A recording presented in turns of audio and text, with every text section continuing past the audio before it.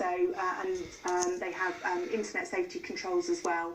Even though I've just got a phone, I've downloaded a lot of apps. Like, seriously a lot. We have this group, which is everyone in Year 6.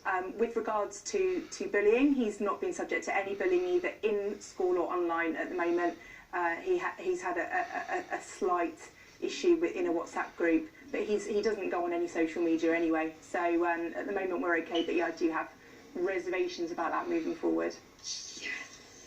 For advice and expertise on all matters of what children are seeing, I'm joined by the clinical psychologist Tamara Licht.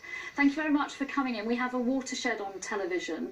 How can parents monitor what their children are watching on iPads, devices, phones in their bedroom?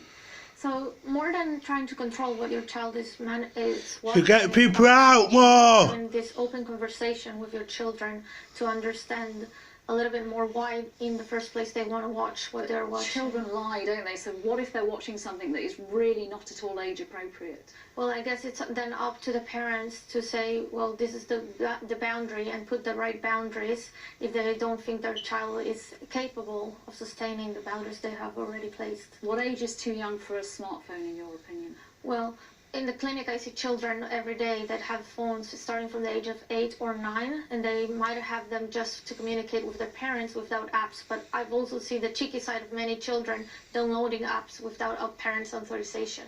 So I don't think there's a right age to give your child a phone, but definitely it's all about you knowing your child and how the trust works. Within families, there are older siblings that don't understand the apps that younger siblings are using. How can parents keep a track of that when even there's that split within families? And I don't even think parents understand what their children are up to with all the apps. I think we need to do a lot of psychoeducation for the parents, and that's what I do mostly in the clinic, so that they can keep up with what the children are watching. But we can't, can we? So what's your advice? My advice is be very transparent since the beginning. In the moment you choose to give your child an electronic device, make sure that you're telling them exactly what you expect out of that and what will be the consequence. Leave us with some positive impact of all these children who've only known this kind of technology. What are the benefits that they're so savvy in terms of technology?